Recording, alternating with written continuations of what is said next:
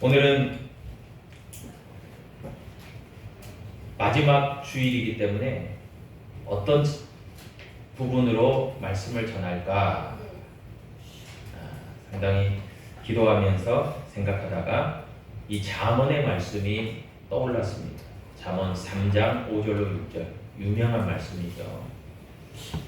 이 본문을 중심으로 미래를 준비하는 신앙, 미래를 준비하는 신앙이란 제목으로 하나님의 은혜의 말씀을 함께 나누고자 합니다. 여러분, 오늘날은 과학기술이 굉장히 발달했죠. 그래서 예전에는 기상청 하면 기상예보를 내도 다 틀리기가 일쑤였기 때문에 별로 신뢰를 안 합니다. 그런데 오늘날 어떻습니까? 다 기상예보들을 다 살펴보시겠지만 적어도 내일, 모레, 그리고 일주일 뒤에, 10일 뒤에, 한 달이 어떨 것이다 라는 것까지 다 기상예보로 예측이 돼서 다 나오고 있는 시대입니다. 그래서 확률과 통계가 상당히 정확한 시대고요. 그리고 빅데이터를 기반으로 AI, 인공지능을 통해서 많은 것들이 예측되고 있는 시대를 우리가 살아가고 있는 거예요. 그러니까 예전과는 상당한 차이를 보이는 시대를 우리는 살아가고 있다라고 볼 수 있습니다. 그렇다라고 해서 여러분 모든 것을 다 예측할 수 있을까요? 그러지 않습니다. 상당히 미래는 불투명하기 짝이 없습니다. 그러나 분명한 것은요, 모든 사람들에게 물어보면 내 미래는 밝았으면 좋겠다 라고 하는 희망 섞인 바람을 다 가지고 있는 것이 사실입니다. 그리고 이런 밝은 미래를 다 바라고 소망하고 있는 것이죠. 그리고 또 한 가지가 있다면, 미래를 소망한다면, 진짜 그 사람이 소망한다면 미래에 대한 계획과 목표와 그리고 준비가 필요할 것입니다. 그런 사람들에게만이 확률과 통계적으로 좋은 기회는 마땅히 올 수밖에 없습니다. 목표도 없고 계획도 없고 열정도 없고 그리고 그것에 대한 준비가 없는 사람에게 기회가 온들 그 기회를 놓쳐버리기 때문입니다. 그런 점에서 저와 여러분들은 크리스찬이기 이전에 미래를 향해서 어떻게 보면 최선을 다해야 되는 그런 시작점에 서 있는 한 사람 한 사람이라는 것이죠. 오늘 본문 말씀의 잠언은 지혜서입니다. 그래서 하나님의 지혜를 담고 있죠. 그래서 영적인 교훈을 우리에게 분명하게 제시해주는 그런 하나님의 말씀임에 분명합니다. 그런 점에서 우리가 오늘 본문을 잘 이해할 필요가 있겠죠. 오늘 5절의 말씀에 보니까요, 너는 마음을 다하여 여호와를 신뢰하고 내 명철을 의지하지 말라라고 이야기하고 있습니다. 여러분, 이 말의 뜻이 뭡니까? 자기 자신을 의지하지 말라는 거예요. 자기 자신의 어떤 생각과 계획과 어떤 방향성과 더 나아가서는 내가 이만큼 했으니까 이런 결과를 얻을 거야, 당연히 얻을 수 있을 거야 라고 하는 그런 예측까지도 의지하지 말라는 거예요. 어찌 보면 그 사람의 노력과 능력도 의지하지 말라는 겁니다. 상당히 부정적인 그런 시각으로 들립니다. 그런데 그 이후에 말이 우리에게 강력함을 가져다 줍니다. 그것은 뭡니까? 자기 자신을 의지하지 말고 하면 도대체 어떻게 하란 말이야? 라고 할 때에 성경은 분명하게 우리에게 제시해 줍니다. 여호와 하나님만을 의지하고 신뢰해라 라고 말해요. 여러분, 여호와를 신뢰하라, 하나님을 신뢰하라 라고 할 때 이 신뢰, 믿음을 갖는다 이 말이죠. 신뢰라는 이 히브리어의 단어가요, 바타흐입니다. 바타흐인데 이 바타흐라는 말의 속뜻은요, 전적으로 의지하는 걸 얘기해요.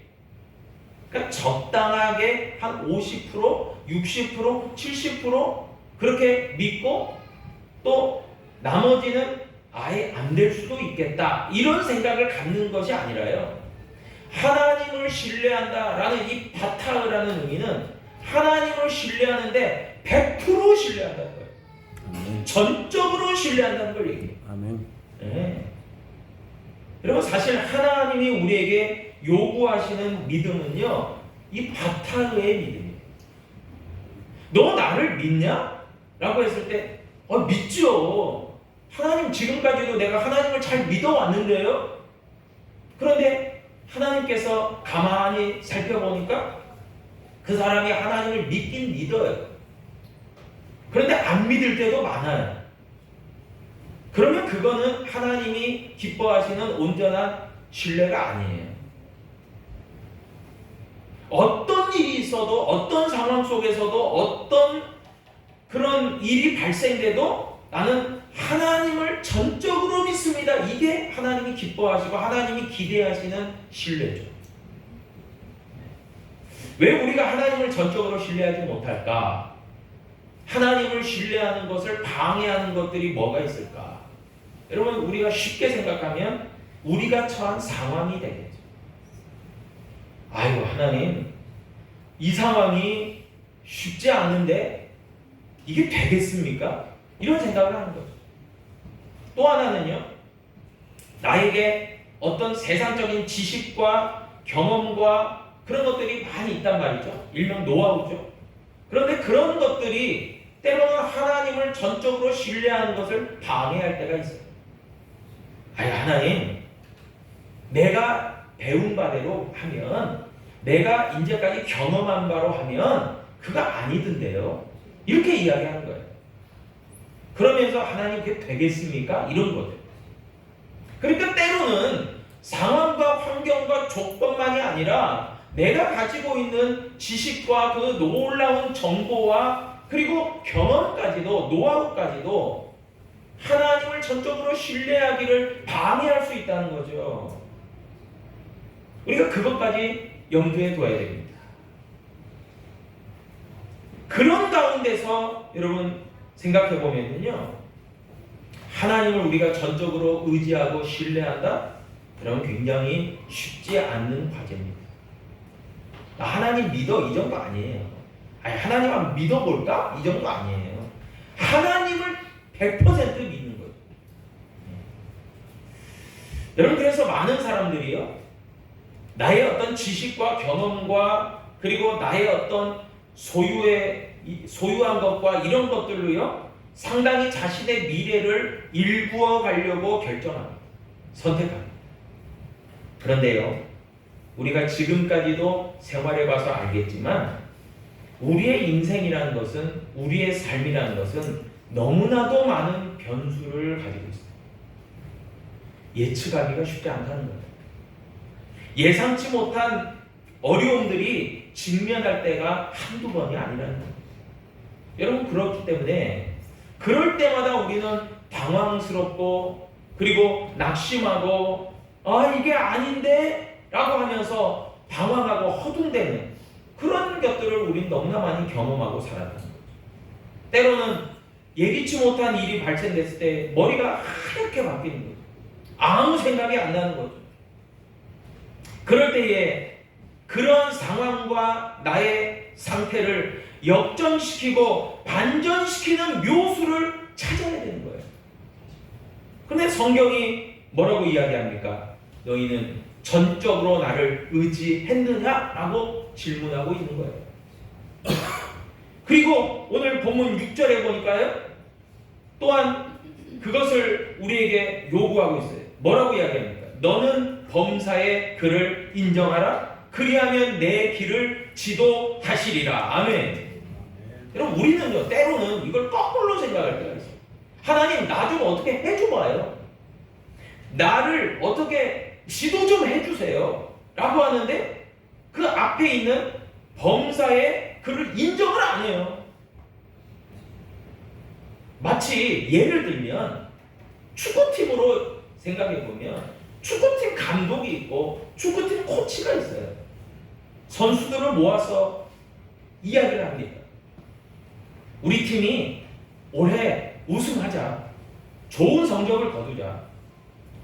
그러면 나의 지도와 나의 지시를 잘 따라와야 돼. 때로 너희들에게 힘들게 훈련시킬 수도 있을 거야. 그런데 너희들 불평하지 말고 한번 나를 믿고 따라와봐. 그러면 좋은 결과가 있을 거야. 라고 축구팀 감독이나 코치가 이야기를 했단 말이에요. 선수들에게. 근데 선수들은 딴짓만 하고 있어요. 딴청 피우고 있어요. 안 들어요. 아이고. 그러면서 생각하죠. 아이고. 전에도 감독이나 코치들이 매번 똑같은 얘기 했는데 우리 팀 맨날 꼴찌였어. 별로 달라질 건 없어. 해봤자야.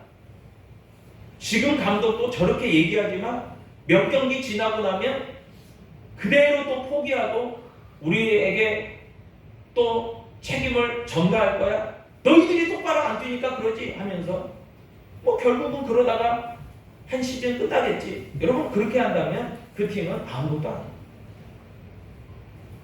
진짜 선수들이라면 정말 잘 되기를 바란다면 인정해야죠. 지도하는 사람을 인정하고 또 따라가야죠. 힘들지만 어떻게든 쫓아가야지. 여러분 그런데 범사에 그분을 인정하래요. 누구를 인정하라는 거예요? 하나님을 인정하라고 말이에요. 아니 하나님을 인정하지도 않는데 그분의 지시를 받겠어요? 따라가겠어요? 그럴 사람은 없어요. 여러분 우리가 그렇기 때문에 결단해야 될 것이 있겠죠. 하나님의 도움을 구한다면 하나님이 진정으로 나를 도와주시기를 바란다면 범사에, 여러분 범사는 뭡니까? Every time, everything, 모든 것에 있어서 어떤 상황이든지 그 하나님을 내가 인정하고 전적으로 의지하겠습니다. 그 결단이 필요한 거죠. 그것도 안 되면서 하나님 날 좀 도와주세요. 이건 말이 안 되는 거죠. 여러분 인정한다는 것은요. 이전 말씀인 5절을 통해서 다시 한번 해석을 해보면 이런 뜻이에요. 마음을 다해서 전능의 하나님을 믿고 따라간다는 거예요. 그렇게 하나님을 신뢰함으로 의지할 때만이 사실상 예측 불가하고 또 막막하고 답을 찾기 어려운 그런 우리의 인생 가운데서 문제의 해결을 만날 수 있다는 거죠. 여러분 하나님을 인정할 때 하나님은 어떻게 하시는지 아십니까? 하나님을 인정하기 시작하면 하나님이 움직이시기 시작해요. 하나님이 우리를 위해서 우리를 대신해서 움직이시기를 시작하시는 하나님을 발견합니다. 여러분 6절과 같이요. 우리의 길을 지도하신다는 거예요. 지도하신대요. 뭐예요? 이끌. 양이요. 제갈길로 가요. 자기 마음대로 이리 가고 저리 가요. 그런데 목자가 지팡이와 막대기를 가지고 이리 와. 거기 아니야. 하고 이렇게 끌어가요. 이끌어가요. 그게 지도예요. 지도한다는 거예요. 이끌고 가는 거예요. 우리의 선한 목자 대신 하나님께서 이끌어 가신다는 거예요. 여러분 이 지도하신다는 것의 히브리어가요. 야샤르예요. 이 야샤르가요. 무슨 뜻이냐면 바른 길로 인도한다는 뜻이에요. 우리를 푸른 초장과 쉴만한 물과 바른 길로 인도하신다는 뜻이에요. 때로는 우리가 우리 생각에 취해서 나 이 길로 가고 싶어요. 나 저거 하고 싶어요. 나 하기 싫어요. 이러는데 하나님은 아니야! 라고 하면서 바른 길은 이 길이야 라고 지도하신대요. 여러분 지난달 이스라엘 백성들이 구약에서 가나안으로 향하면서 광야를 지나갑니다. 그래서 이제 가나안에 입성하기 그 직전에 이스라엘 백성들은요 자신들의 생각에 사로잡혀 안 되는구나. 가나안 7족속이 너무 강성하구나. 도저히 안 되겠구나.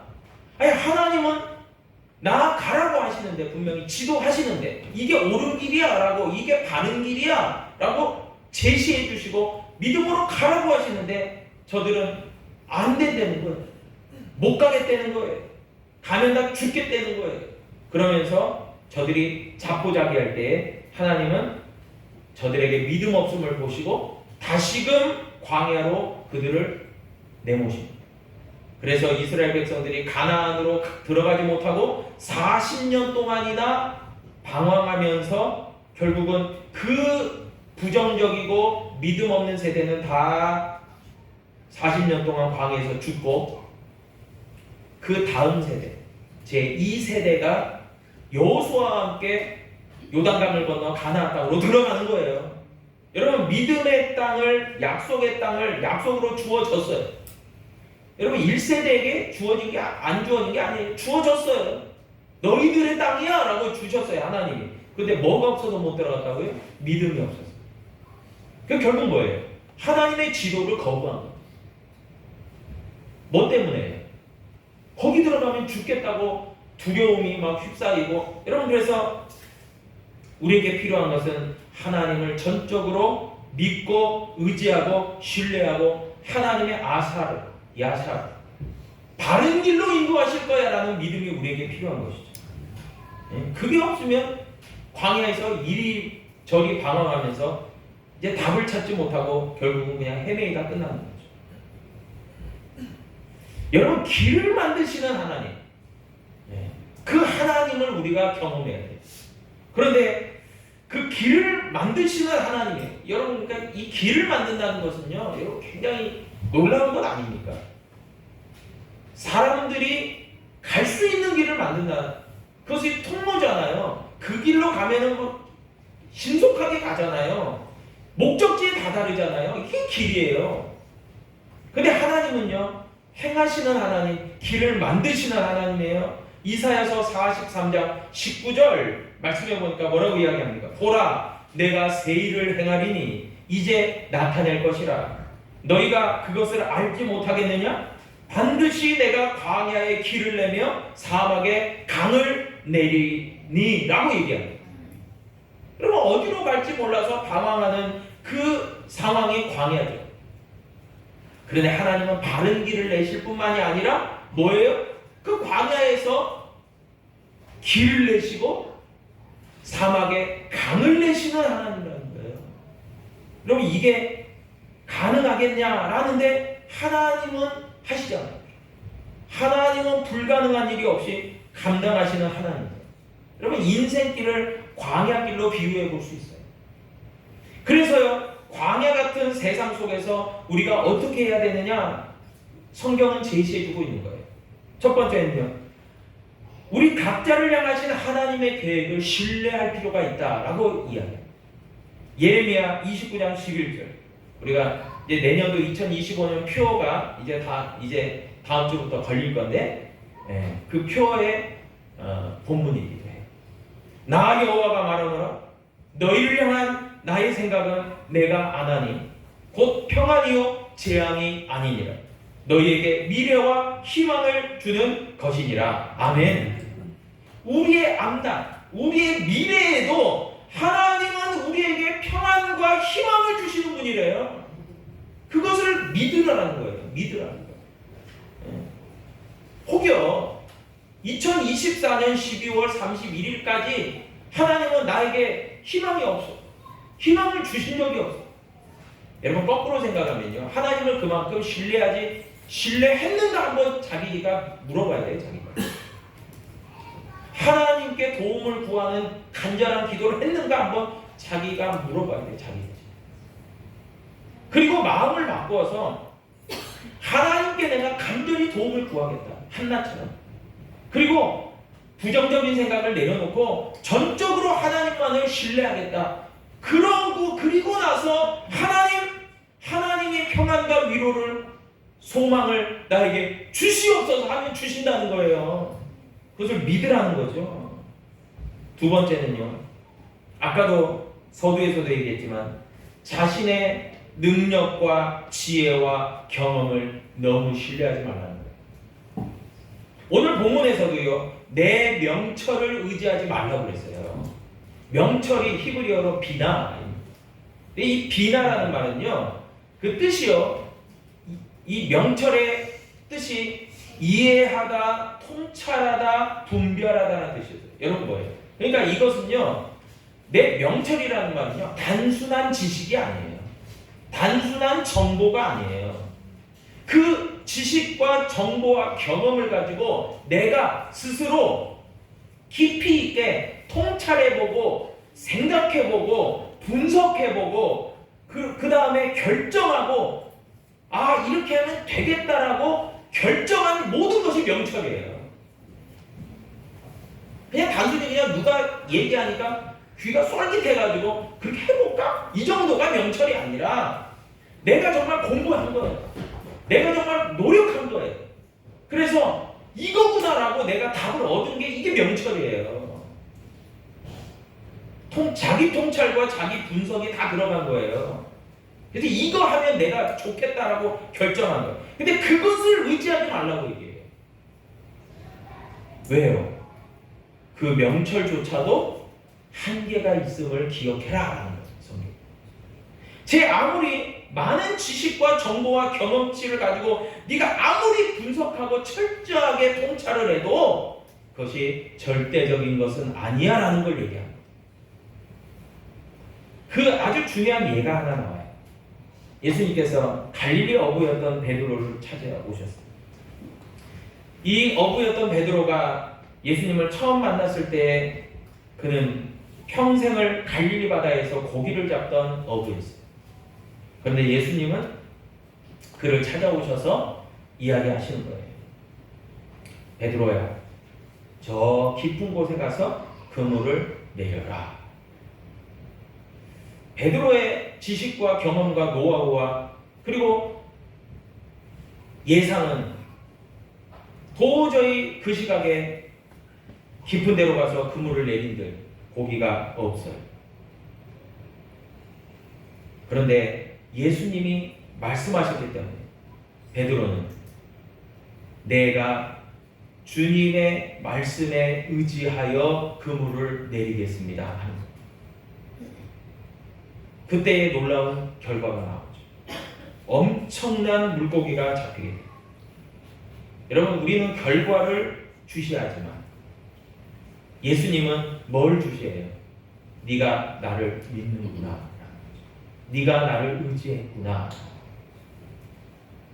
응답은, 결과는 그 후순위예요.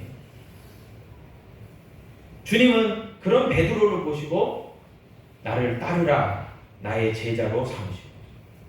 여러분, 사실 우리가 올해 한 해 예수 제자 되어가기로 달려왔지만 우리의 삶을 되돌아보면 얼마나 주님을 쫓아가려고 따라가려고 예수 제자의 삶을 살아가려고 노력했습니까? 때로는 그렇게 한 적도 많지만 어느 때는 내 생각대로 그렇게 살았던 적도 많잖아요. 그러면서도 여전히 우리는 내가 하나님을 믿어 라고 착각하고 있다는 거죠. 여러분, 근데 오늘 성경은 뭐라고 얘기합니까? 내 명철을 의지하지 말고 오직 하나님만을 의지해라 라고 얘기하고 있죠. 마지막으로요, 세 번째 보니까 범사의 그를 인정하라 얘기합니다. 모든 삶의 영역에서, 여러분 때로는 그래요. 어떤 분들은 하나님, 나 교회 다니는 거 솔직히 마음이 힘들어서 마음의 위로를 받기 위해서 교회 다닙니다. 그렇게 이야기하는 분도 있고, 더러는 이민교회를 다니는 분들은 하나님, 솔직히 말해서 내가 한국에서는 교회 안 다녔는데 이민 와서 이렇게 보니까 교회 안 다니는 사람이 거의 없어서 내가 한국 사람 만나고 하려고 교회 다닙니다. 이런 분도 있어요. 우리의 어떤 하나님을 믿는 영역이요, 너무 제한적이에요. 근데 하나님은 그런 하나님이 아니에요. 하나님은요, 머리끝부터 발끝까지, 우리의 영적인 부분부터 육적인 부분까지 우리의 속한 모든 나라와 민족과 가정과 열방과 그리고 우리의 가정과 자녀와 우리의 일터와 모든 영역에서 하나님이셔요. 그냥 내가 교회 와서는 하나님 믿어요. 그런데 세상 가운데서는 전혀 하나님과 무관해요. 나는 하나님을 모르는 사람처럼 그렇게 생활해요. 그걸 하나님은 원하지 않는다. 그러니까 삶 가운데서 기적이 안 일어나요. 왜요? 하나님을 전적으로 의지하지 않기 때문에. 여러분, 바벨론으로 포로로 끌려갔던 다니엘과 세 친구들의 믿음을 여러분 기억하실 겁니다. 저들의 상황은요, 도저히 하나님 믿는 상황이 아니에요. 바벨론의 신을 숭배하면 너희가 잘 될 수 있다라고 강요받는 그런 환경이에요. 그리고 나라도 망했어요. 의지처가 없어요. 그리고 하나님은 멀리 계신 것 같아요. 그러나 저들의 결정은 하나였어요. 하나님께 뜻을 정하는 것만. 여러분, 그렇기 때문에 상황이 녹록지 않아서, 상황이 어려워서 나는 안 되겠는데요. 여러분, 그거 하나님이 봐줄 것 같아요. 천만. 하나님, 제가 지금 쉽지 않습니다. 하나님 쉽지 않은 걸 왜 몰라요? 아시지만 하나님은 하라는 거예요. 믿음으로 나아가라는 거예요. 너희가 포로지만, 너희가 할 수 있는 자유가 없지만, 그럼에도 불구하고 나를 믿으면 믿음으로 가라는 거예요. 믿음으로 돌파해 가라는 거예요. 그게 모든 상황 속에서 범사의 하나님을 인정하는 거예요. 하나님을 인정한다면 믿음으로 뚫고 가라는 거예요. 그럼 내가 뒤는 다 받쳐주겠다는 거예요. 여러분, 왜 우리가 기적을 경험하지 못합니까? 안 가니까요.